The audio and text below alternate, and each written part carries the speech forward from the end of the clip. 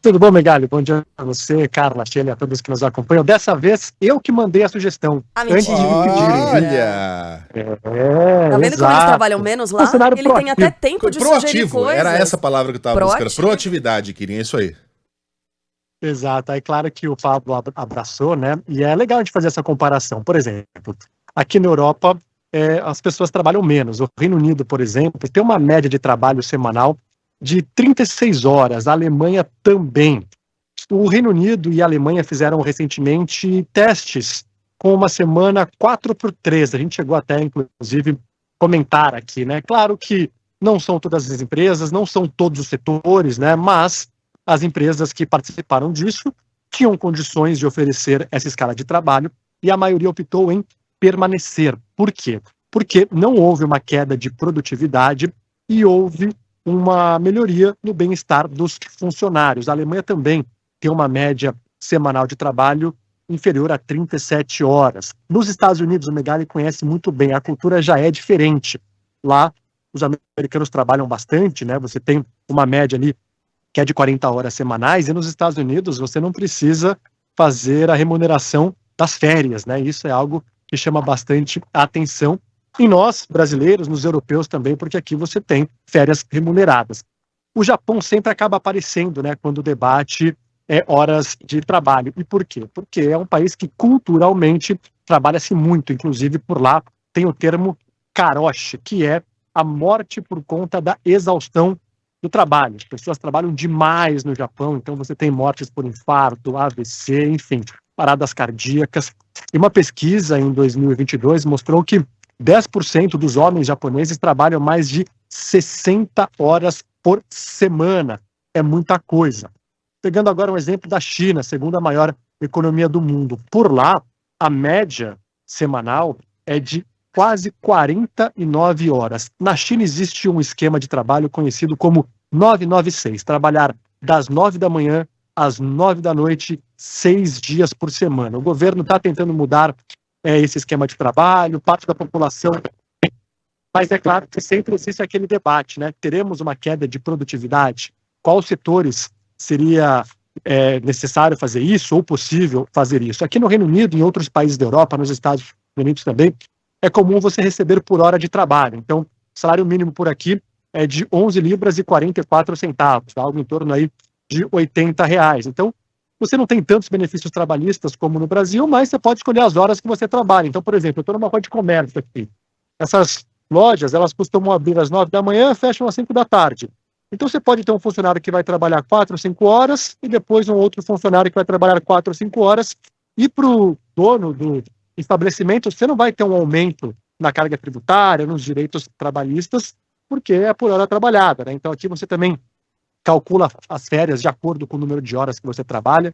Uma diferença é que as férias por aqui, elas não contam o fim de semana, né? Até minha esposa achou estranho quando eu falo que no Brasil é muito comum as pessoas ficharem um mês corrido, porque aqui você tem uma média de 28 dias, e aí os europeus acabam separando as férias, né? Então, se você pega 5 dias ali entre segunda e sexta, contando os finais de semana, na verdade são 9 dias de férias. Mas, enfim, são os direitos que tem por aqui.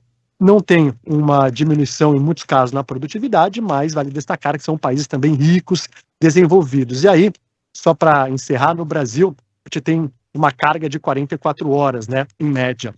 Só que o transporte público no Brasil não funciona muito bem. O trânsito em São Paulo é caótico. Então, muitas vezes, o funcionário fica 2 horas no trânsito, no trem, no metrô, até bater o ponto. Aí trabalha essa longa jornada, mais 2 horas até voltar para casa. Isso em muitas cidades da Europa não tem. Então é aquele balanço, né, entre, claro, fazer a economia girar, produtividade e qualidade de vida para o trabalhador. No caso dos Estados Unidos, tudo depende de negociação e, obviamente, numa negociação, quem tem mais poder de barganha é o empregador, né? As pessoas, em geral, tiram 15 dias de férias. É o normal, né, no americano, mas, veja, tem gente que não consegue isso, tá? Tem gente que vai lá e tira uma semana de férias por ano ou simplesmente não tira. E, em geral, as empresas oferecem a possibilidade de que você 5 vezes por ano tenha faltas, como é que chama? Faltas por motivos de doença. E você não precisa estar necessariamente doente. Você pode ligar no dia e falar, vou pegar um sick day. Você pode estar de ressaca. Acordou de ressaca e falar, eu não vou trabalhar. você fala que não precisa levar atestado nem nada, as pessoas meio que já sabem que o cara vai usar nessas circunstâncias, esses sick days, mas de fato são muito mais dias trabalhados do que no Brasil. No Japão, eu me lembro que uma vez eu estava numa excursão em que havia uma família de japoneses e a excursão deu alguma coisa errada, Sheila, alguma coisa lá deu chabu e não ia rolar da gente visitar o lugar, sei lá, se quebrou o ônibus, alguma coisa assim. E a família japonesa entrou em pânico, os caras estavam mal. E nós brasileiros, não, cara, não rolou, beleza, vamos para outro lugar. Porque eles têm pouquíssimas férias. Pouquíssimas. Era uma semana que o cara tinha por ano ali, o cara passou meses programando aquilo, e se não rolou aquele passeio, como é que vai ser? Eu nunca vou conhecer esse lugar na minha vida. Então, eu me lembrei aqui da frase, e o Killing está descrevendo aí um cenário muito mais salubre, né? Muito mais saudável, até para a economia, mas que no Brasil dependeria, talvez, de alguns ajustes trabalhistas. Reforma trabalhista. A gente fala nisso, é um vespeiro a ser mexido, mas talvez uma mudança na escala tivesse de ser acompanhada por algum tipo de reforma que desse mais flexibilidade para que a pessoa pudesse contratar por meio de horas trabalhadas, como funciona nos comércios ali atrás do Killing. O que eu sei é o seguinte, me lembrei de uma entrevista do Marco Feliciano pro Monark. Então, e aí o Feliciano dizia que ele era contra essa mudança, porque só por meio do trabalho o Brasil cresceria, haveria prosperidade, coisa e tal. E aí ele citou Estados Unidos e Japão, onde, segundo ele, aí, abre aspas, todas as pessoas trabalham até a exaustão para verem a prosperidade. Ok, eu entendo a lógica dele, mas eu não vejo prosperidade onde há exaustão. Não tem prosperidade para uma pessoa que está exausta. A pessoa que está exausta enxerga a doença, enxerga a morte, enxerga, enfim, o desejo de fazer qualquer outra coisa. Não tem prosperidade com exaustão, isso não existe.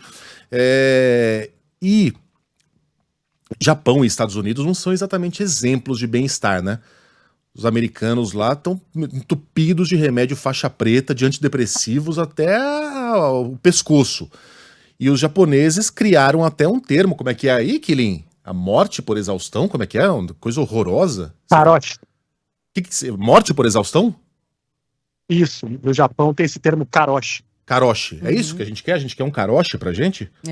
Ou a gente prefere um modelo europeu? Enfim, tô levantando uma questão aqui, tá? Não tô dizendo que um é certo e outro é errado, mas a Europa também tem a sua prosperidade. E é tão preocupante a questão no Japão que o próprio governo, nesse ano aqui, o governo japonês tem adotado medidas na tentativa de forçar a redução da jornada de trabalho, como com incentivo às empresas. Então, o governo tem oferecido subsídios e consultoria para as empresas que optarem pela implementação de jornadas de trabalho mais curtas. Então, o governo, preocupado com isso, tem adotado medidas. E qual é o objetivo final? Quando a gente fala de programar isso, o objetivo final do Japão é implementar a semana de 4 dias de trabalho. Olha aí, então, queremos ser uma sociedade em que as pessoas morrem por exaustão, queremos ser uma sociedade em que todo dia algum maluco vai lá e invade uma escola, uma agência dos Correios, um escritório, assassinando um país mentalmente doente.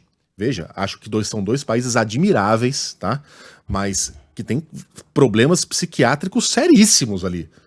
Né, muito em decorrência dessas cargas de trabalho insanas e de leis que, enfim, levam a pessoa a esse estado mental.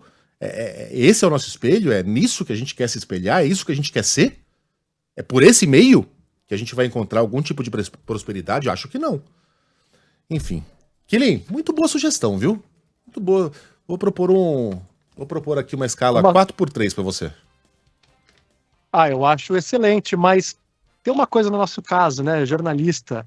Às vezes acontece uma notícia e aí, você vai fazer o quê? Vai deixar de trabalhar? A gente quer estar presente nas grandes coberturas, né? Eu acho que tem alguns setores que não dá para você fazer isso, mas o que acontece muito no nosso caso, né? Você trabalha bastante, mas depois você tira uns 2 dias de folga, né? Você voltou dos Estados Unidos, acho que talvez descansou ali 1, 2 dias. Eu acho que faz parte, tentar encontrar o equilíbrio. Descansei, Sheila? Não, mas aí a questões até poderia, mas a Carla tá gripada, a gente não sabia se ela poderia estar aqui, então tem outras questões. E veja, numa cobertura... Mas a folga tá no bolso, você pode tirar mais pra frente, né? Isso. Numa cobertura como essa, eu me levei voluntariamente a quase exaustão. Eu fiquei 48 horas acordado, mas aí é uma coisa da profissão, tava acontecendo uma coisa muito importante, da qual eu queria participar, e aí depois a gente compensa, enfim.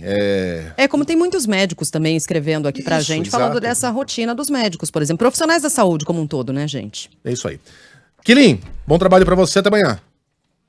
Combinado, valeu, até amanhã. Até.